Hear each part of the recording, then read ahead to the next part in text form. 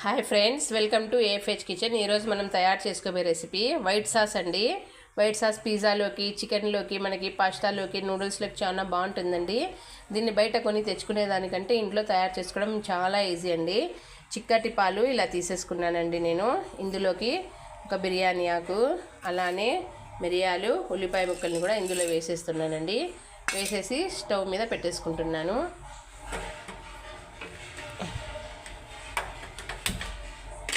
ఇది ఇలా వేగుతూ ఉంటాయండి. అప్పటి వరకు మనము ఒక నాన్ స్టిక్ మందపాటి కడాయి తీసుకొని స్టవ్ ఆన్ చేసుకుందామండి. ఇప్పుడు చిన్న కప్పుతో మనము మైదా పిండి తీసేసుకొని దీన్ని బాగా వేయించేసుకుందాం. దీన్ని బాగా వేయించుకోవాలండి, పచ్చివాసన పోయేంత వరకు.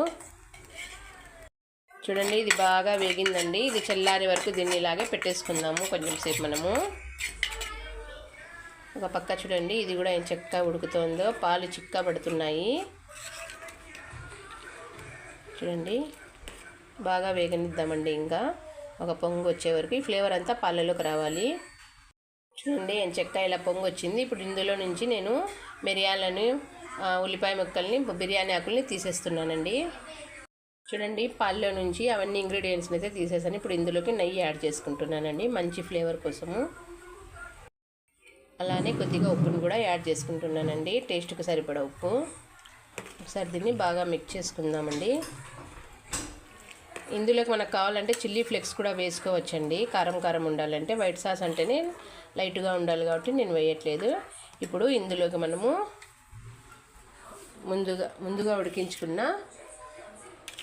ముందుగా ఫ్రై చేసుకున్నాం కదండి మైదా పిండి, దీంట్లో కొద్దిగా వాటర్ వేసి ఇలా చిక్కగా కలుపుకున్నానండి. ఈ కండెన్సెన్స్ని ఇప్పుడు నేను ఇందులోకి వేసేసుకుంటున్నాను.